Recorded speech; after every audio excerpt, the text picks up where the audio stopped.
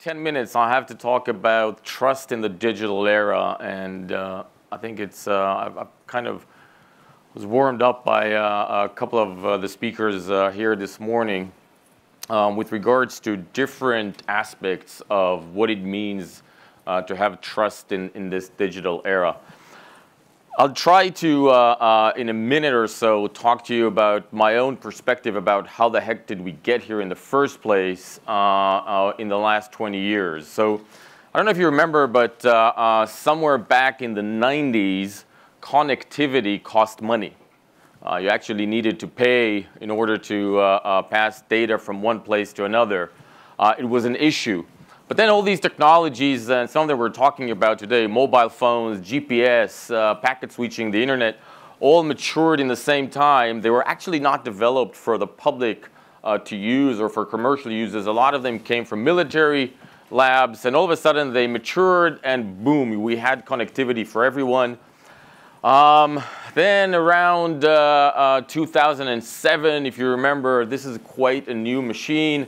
The smartphone came out, the cloud came out, Wi-Fi came out, and all of a sudden we moved from connectivity to hyperconnectivity, right? And if you think about where we are today with what I call cross-connectivity, so OT is merging with IT, and IT is merging with IoT, and our bodies are connected to the internet in different ways, and this is just the beginning, and it's accelerating dramatically. On top of all that, you add what we call AI, or machines making quasi-cognitive decisions for us. That's how we got here.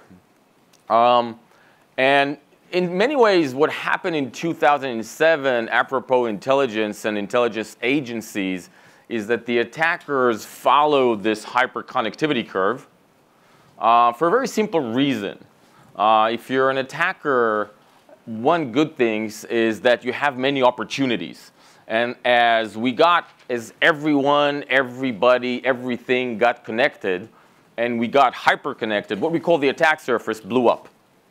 And when the attack surface blows up, there's just many more opportunities for attackers. Now, defenders also improved, but not at the same pace. And so we opened this gap. And this gap is why the cybersecurity industry is so successful, and is why Israel is riding that wave. But it's a serious gap, and I think we should be doing something about it, because if you think about that risk versus opportunity, right? So from a risk versus opportunity, we're sort of between paradigms. In our cybersecurity business, we're still in many ways trying to fix the fact that over these last 20 years, the pace of change and acceleration that moves us from connectivity to hyperconnectivity to cross-connectivity, we didn't really think about the implications. And so where we are today is that on the one side, in terms of privacy, we're in a real dire situation. And I think for the first I think there's a backlash about privacy, right? I mean, if I would have given this talk about 10 years ago, I'd tell you, look, the millennials, they don't care about privacy. All they care about is convenience, and they can't have a meal without posting it on Facebook. And so they don't care about privacy. Forget it. Privacy is dead. That's not the case, really. I think there's a backlash. I think we're starting to understand that that's unacceptable in many, many ways. Not everything is private, but as human beings, we do want something to be private. So maybe it's switched, right? I grew up in a generation where everything was private unless you decided to publicize it. And now we live in a generation where maybe it's the opposite, but at least we want to have something on the privacy side. And then think about trust. So this is kind of a shocking anecdote, right? Using AI, if I record anybody in the crowd here for 3.7 seconds or more, I can now impersonate you so the human ear will not differentiate between my machine talking or you talking. Now let's talk about trust. So all these things are in serious attack, and when we think about privacy and trust, and if we think about some of the attacks that we've seen in the last couple of years on utilities, critical infrastructure, our social security numbers, etc., That's a real issue, right? Now, obviously, when you take really big data and you clean it up a little and you make it accessible to really smart machines, there's an immense opportunity. So if you think about digital health, for example. So, this is just one example, right?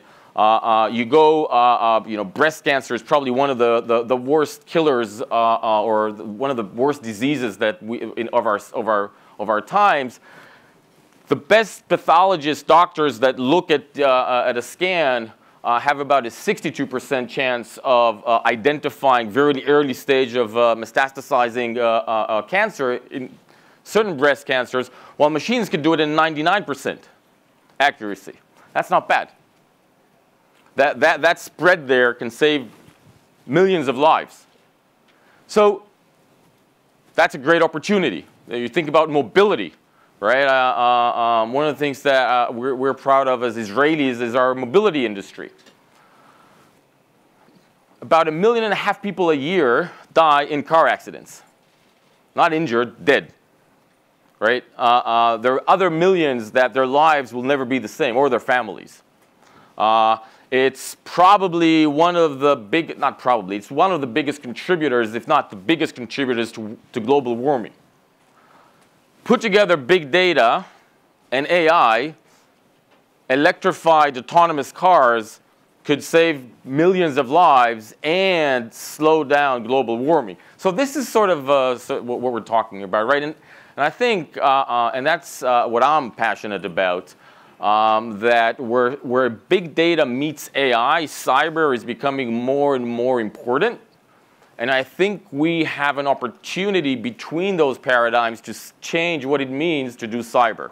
And so I want to give you 3 examples of thinking differently, or what we call Rethink Cyber at Team 8 about cyber. So one, you have to be proactive, right? So you've probably heard before, right? The attacker only needs to be right once. On defense, we have to be right 100% of the time.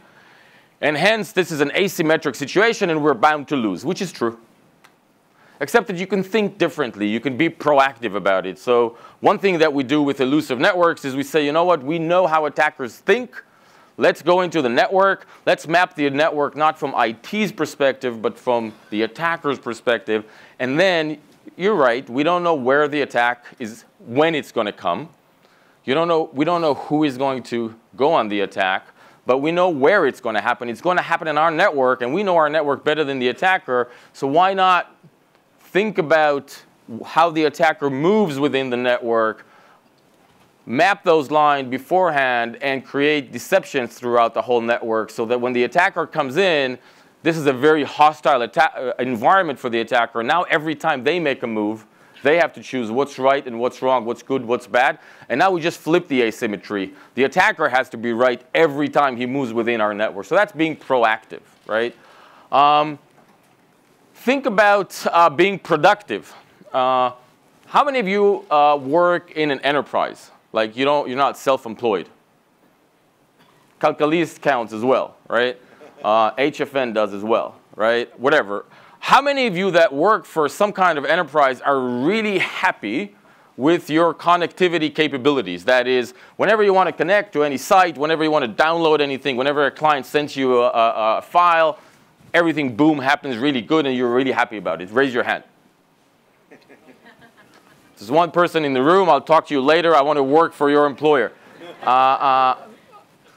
So, one of the problems is that we understand that there is a threat out there. And so if somebody in your bank or in your newspaper or whoever else is blocking these things and making you less productive, it's not because they don't like innovation or they don't want you to be productive or they don't want you to win. It's because they're balancing this act between being productive and being secure.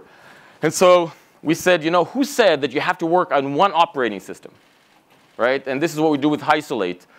We take one machine, we take advantage of the fact that these machines are much faster, have much more storage, have much more, their compute power is immensely greater to launch 3 operating systems on the same machine. So now you know what? You're welcome to attack my machine, except that you're going to be probably infiltrating the operating system that doesn't have anything private on it. And my other operating system, I'm going to use to do the more sensitive stuff. And now I can use one machine, but we all have multiple personas. And the last thing that I want to talk to you about is be inventive, and that goes back to encryption. I actually think encryption is great. Yes, there's always two sides to everything that we do, but without encryption, many of the inventions that the world runs on are completely impossible, right? E-commerce, there is no e-commerce without encryption.